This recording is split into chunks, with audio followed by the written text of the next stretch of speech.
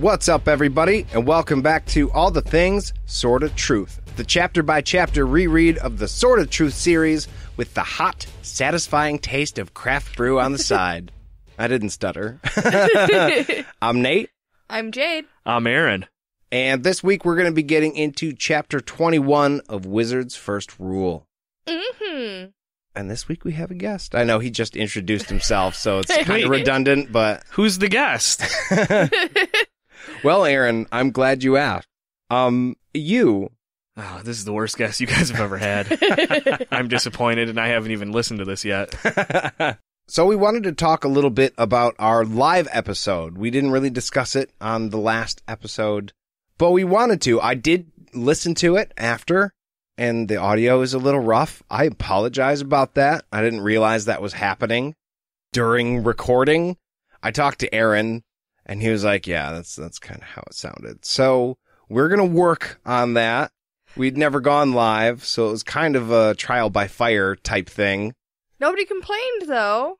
No, I didn't hear. Well, I mean, Aaron. Yeah, just Aaron. Just the squeaky wheel. Well, you said, what's your honest opinion? And then you started crying 5 minutes into that conversation. So I probably should have had a little more tact.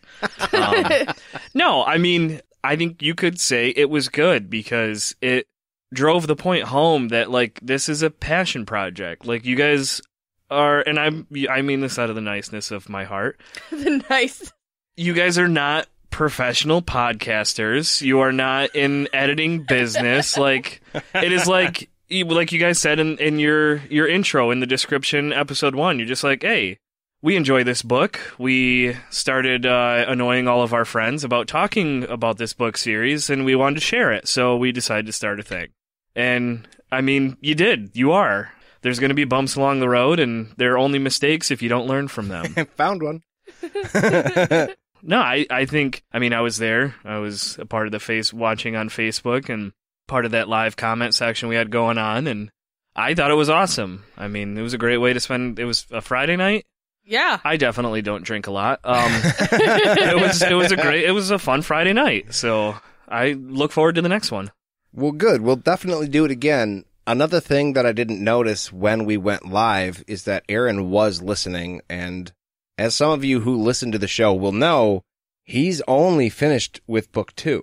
Yeah. You've only read up to Stone of Tears. Yeah.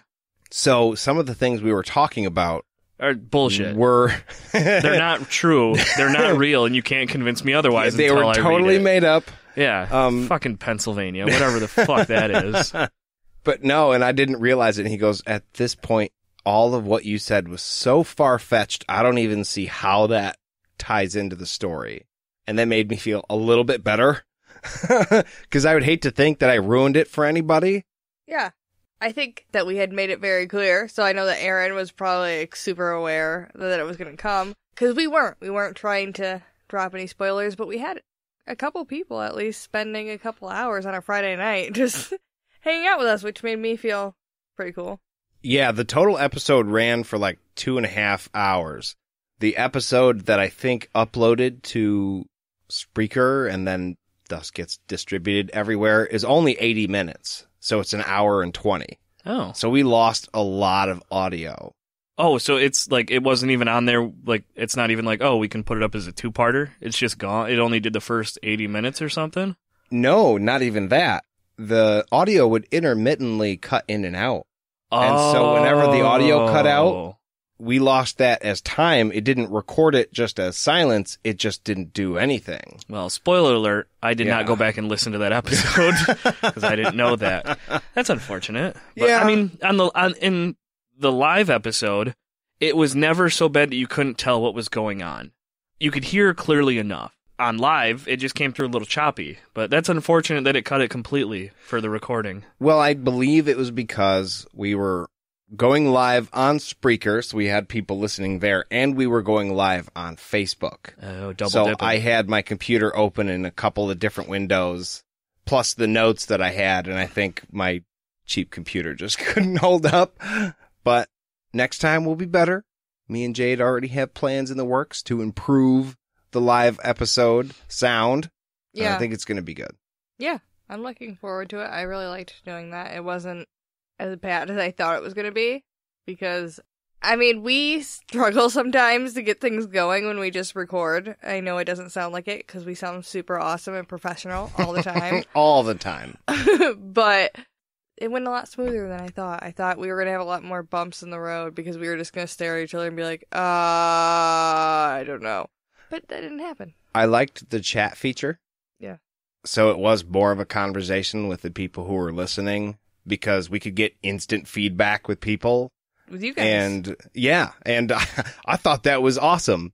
Instead of kind of speaking into a void, which you do when you're podcasting, you can get instant feedback, and it's sweet. Yeah, I like that a lot. So, speaking of extra episodes, Jade and I had an idea. Well, I'm going to be honest. Jade had an idea. Thanks. To make some extra episodes that we would put on this feed, not just for the patrons, but something for everybody. The Children of Dahara books are coming out. I'm completely caught up, and Jade has one more book to go until she's caught up with everybody. Took me 2 days. Yeah. Yeah, well, they're small novellas. Yes. But we thought, you know what? Since they're coming out right now, and everybody is talking about these books right now, maybe we could do like an extra 5 episodes, just 1 episode per book, talking about them because it's current events. And so we figured we could do this by releasing 2 episodes a week, our normal chapter, and then 1 extra episode talking about the books. If you guys think that would be a good idea, make sure to write us an email and let us know. Any kind of feedback we get on this idea will be much appreciated and seriously considered. 'Cause I've got some thoughts, guys. Yeah. I have to get them out of my face. And I haven't even talked to Nate about most of them. I've said a couple because I couldn't keep them all in. I had to yell some of them at him. I get it. Like, it's okay. I've kept some of it in because I'm reserving it to hopefully talk about it with you guys. So let us know. Sounds like those might be good live stream episodes. Ooh. That's an idea. See, that was our first suggestion, and now we are seriously considering it, just like I said. I'm so smart. My comments sound like they were scripted. You couldn't join in on those live episodes. It's recorded. I can listen to it later.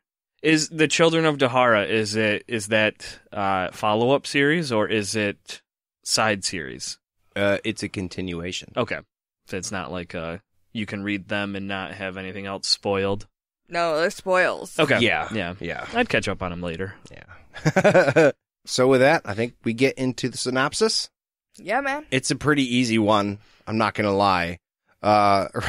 Richard gets lost again, kinda, and then he kills a dude. And runs. A lot. Gets that heart rate up again. Mm-hmm. Super cardio heavy. Gotta keep that heart rate up, buddy. Sorry, that was an Archer. Gotta get that heart rate down, buddy. So, coming into this chapter, Richard has just extracted himself from the boundary. I just liked your word, your word use of extract. He used a fancy word. Mm-hmm. Enjoy. You're welcome. And he's searching the ground for clues because he needs to find Kahlan. He's real confused because he thought Kahlan's bone and his tooth were supposed to protect him, and it did not. No, not even a little bit. He was attacked. I feel like they were protecting him, but when you walk headlong into the thing you're not supposed to walk into, it's not foolproof. Well, I don't know if it's protection then. It's like, hey, you're protected if you don't do anything to instigate anything. Like this, here's an antibiotic. Now stay downstairs in your basement in your bubble and it'll work. It's not a very good antibiotic then. True. When Richard didn't see anything, he thought maybe when Kahlan got separated from him, she decided to go back to Zed instead of going to the Midlands because what would be the point if she didn't have Richard, obviously? Yeah, because the whole point was she went to go get help.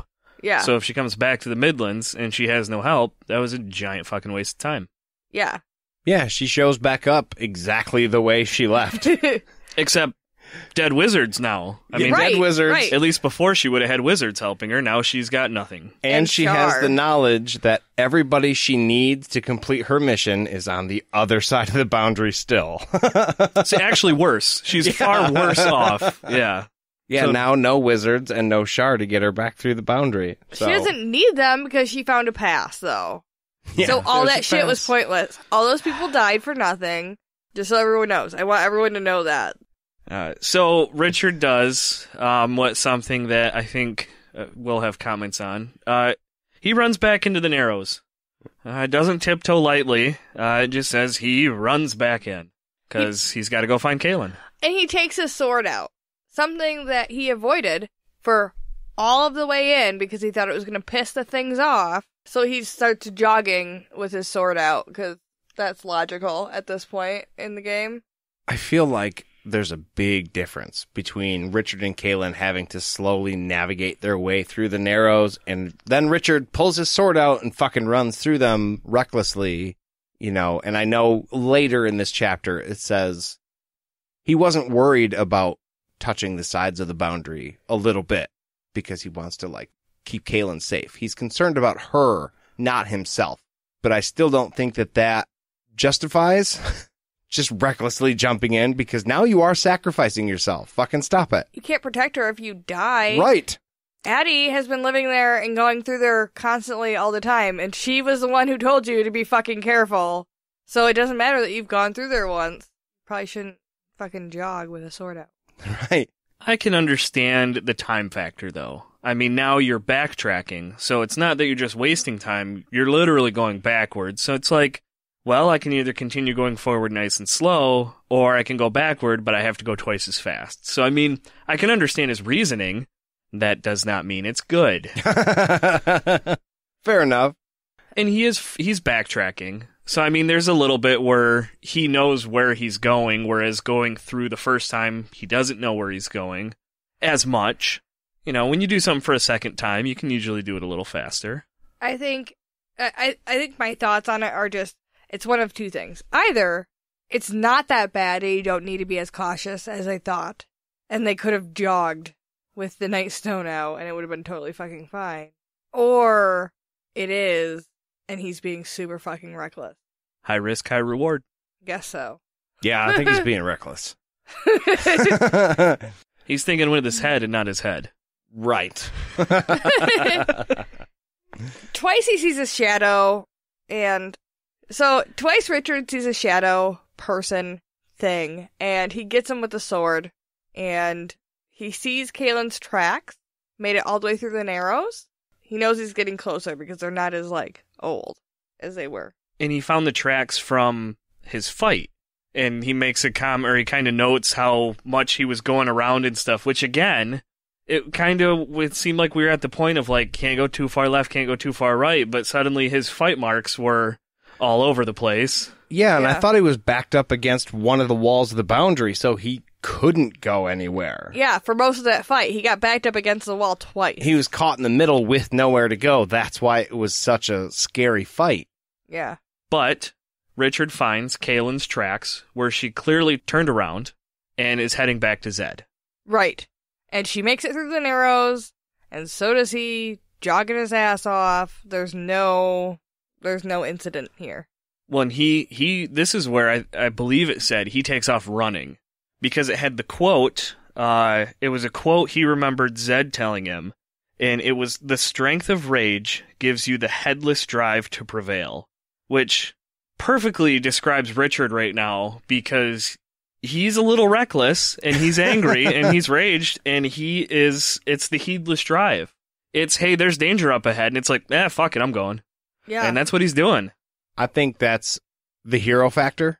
Like, Richard is the fucking hero of the story, so you would expect him to be the only guy in here that's going to say, I'm terrified.